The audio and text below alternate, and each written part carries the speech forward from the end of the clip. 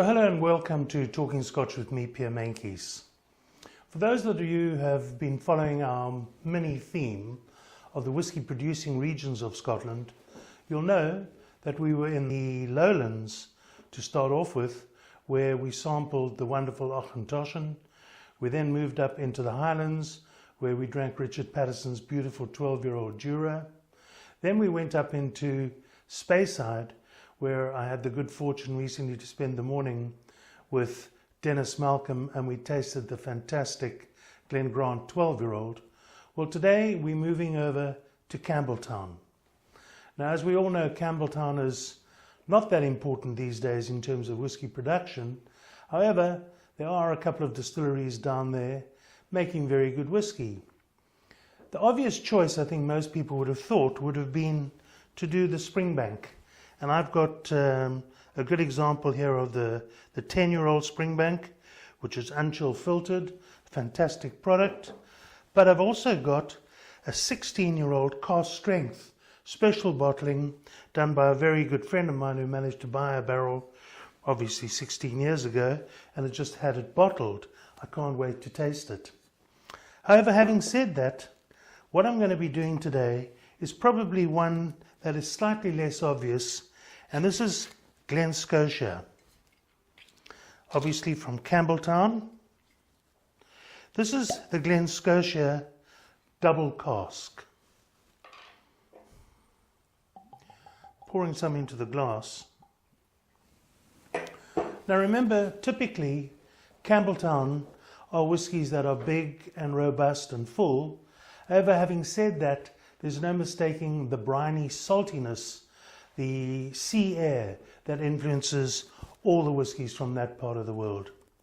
In the case of this one, the double cask, it is in fact unchill filtered. It's at 46% alcohol by volume, but it was using first fill bourbon casks for the first period of its life.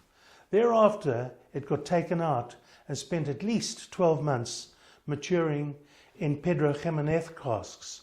So there's this lovely combination of the vanilla that you'd get from the bourbon cask and the sweet, full richness of the sherry. Remember, the sea influence is there. If you look at the color, it's beautiful. It's not very dark. Remember, it hasn't spent all that amount of time in sherry, but it's got good legs on it. Nice coppery gold color.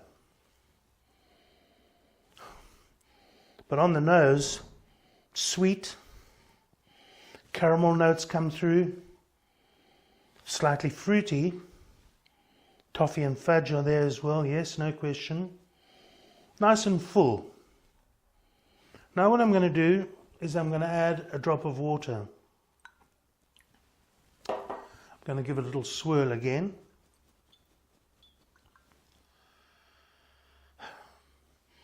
Sweet, but it's quite dry on the nose. There's quite a lot of depth in character, quite complex, I would say. Now I'm going to give it a taste. Remember, when you taste whiskey, keep your mouth closed, swirl it around, coat your teeth, your tongue, your cheeks, your lips, get everything prepared, and when you're comfortable, you can swallow it.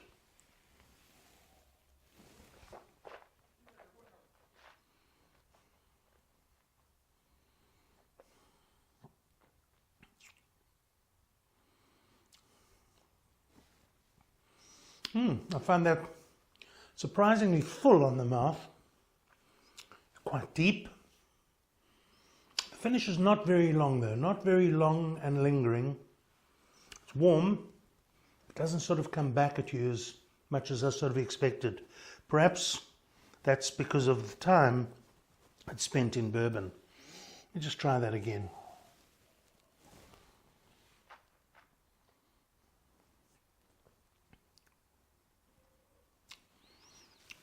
Very nice. That unchill filtering has allowed everything to remain in the bottle. However, slightly light, I think, on the finish. Having said that, a delicious product, Glen Scotia from Campbeltown, our fourth region of the various regions of the producing areas of Scotland. and I hope you've enjoyed that. As we say in Scotland, thanks for watching and slàinte mhath.